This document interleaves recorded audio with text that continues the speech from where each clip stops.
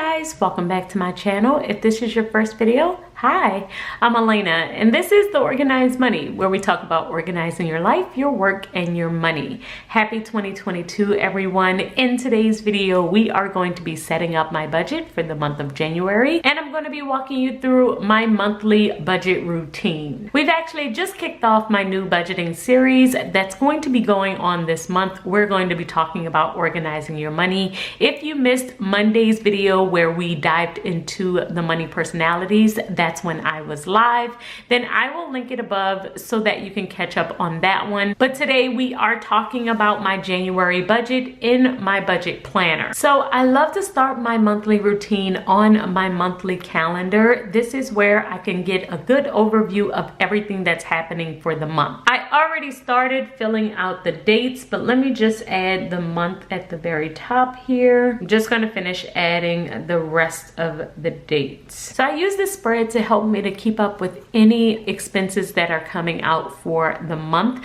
I do like to divide them up by weeks. I will usually use some colorful dots. These are from my shop. If you're interested in them, I will leave them in the description box below.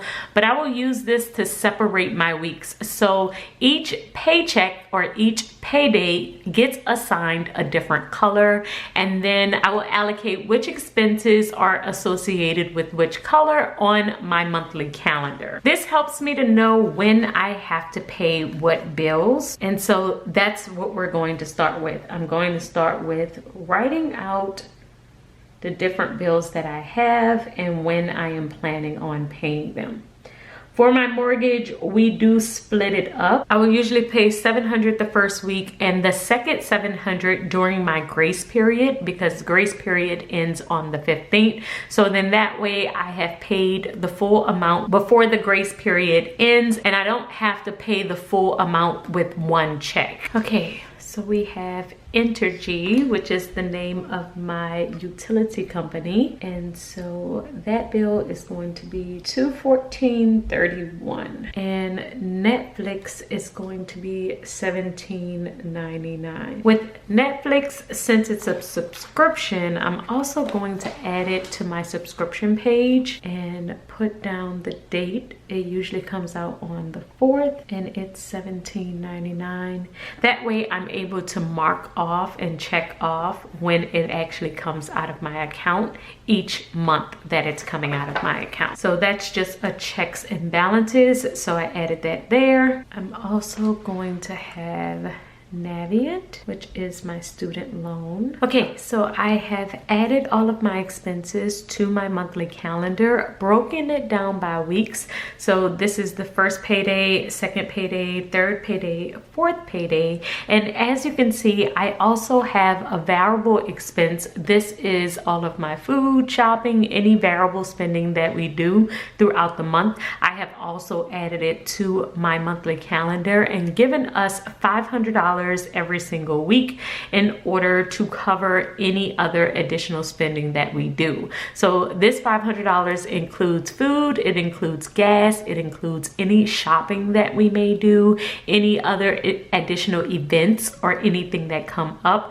I realized just setting aside about $500 a week usually will cover it. Now sometimes we don't spend the entire amount, sometimes we do go over, but it usually will even out to about $2,000 for the entire month for variable spending. And then the other thing that I will do is pay a lot of my bills at the beginning of the month.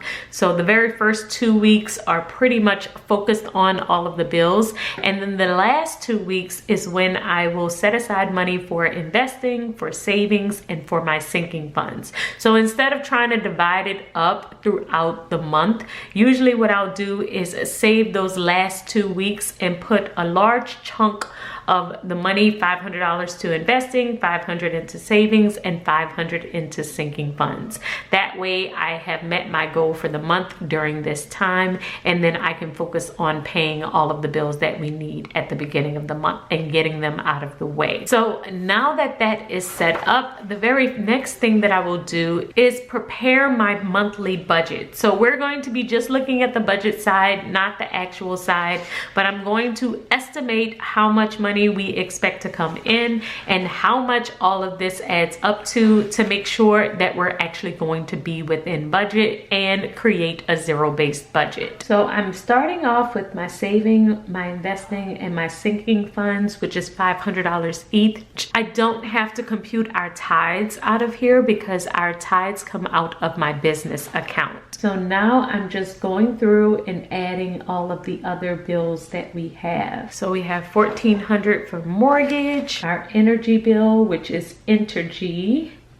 That's the name of the company. I always get comments about people thinking that I'm spelling energy wrong, but this is the name of the company that we pay our energy bill to. And you know what? With our sinking, I actually should have put that over here. Sometimes I forget myself that I have my new budget planner. So I'm going to move that to this side. So let's add all of these up, and it's going to be 3,127.52, and so that means the remaining is going to be 3,872.48. Now let's do variable spending. So we're gonna do food at $1,200 for the month, gas at $400, and shopping at $400.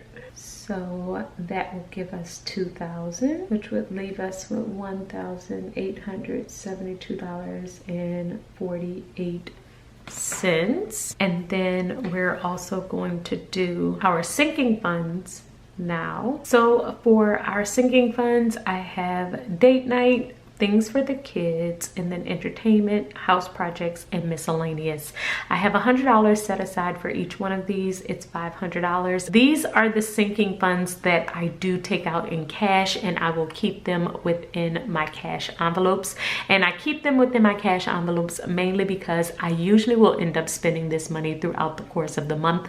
Me and my husband do try and go on date nights or date days, so I will mainly use this money kind of as things come up, and so I do like to have it in cash, so then that way I am not putting it on our credit card. With this variable spending over here, I do put these on the credit card, and I will pay off this balance every single week. So I will spend on food, gas, and shopping as things come up, but because it's so frequent and it's daily spending, I don't like to try and keep this in cash. It is very difficult for us to keep it in cash because mainly I might be going to the store, my husband might be going to the store. It gets very, very messy very quickly. So we do use our credit card for this, and I will pay it off at the end of every single month.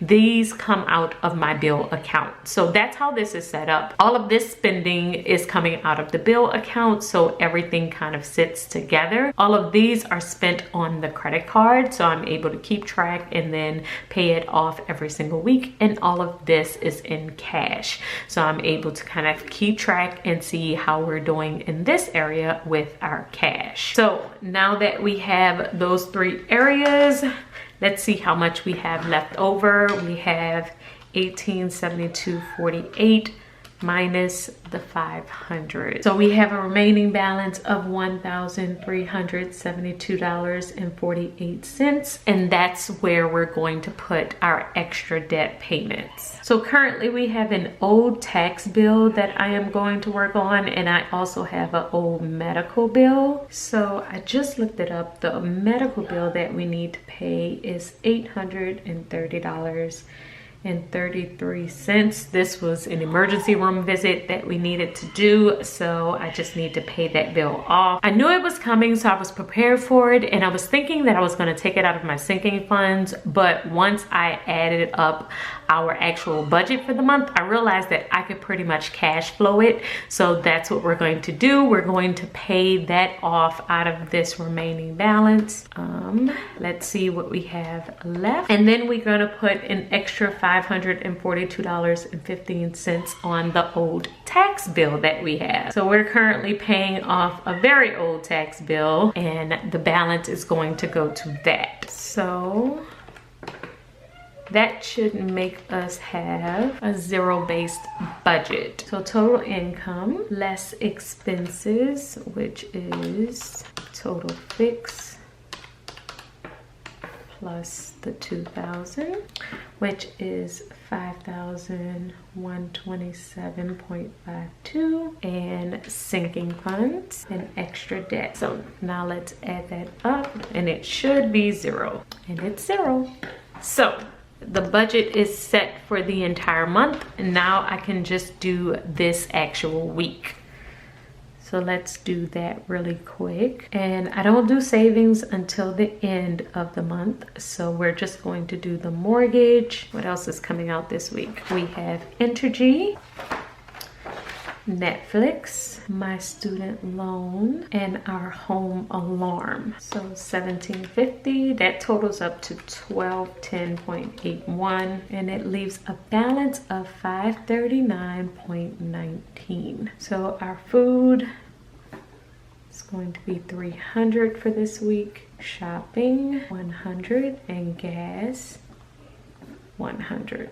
So that totals up to $500. So that leaves a balance of $39.19. And if it's still there by the end of the week, then I will move it over into our savings account. And then that way we're able to start fresh for the next week. So we have already set up the monthly spread on my monthly calendar. We've also set up the monthly budget and the paycheck budget. As we go throughout the month, I am able to write in my actuals on this side.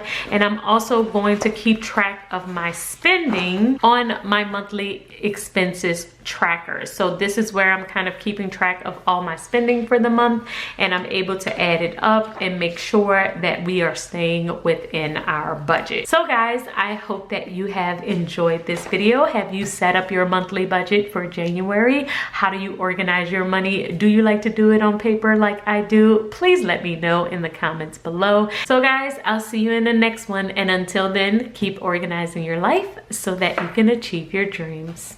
Bye guys.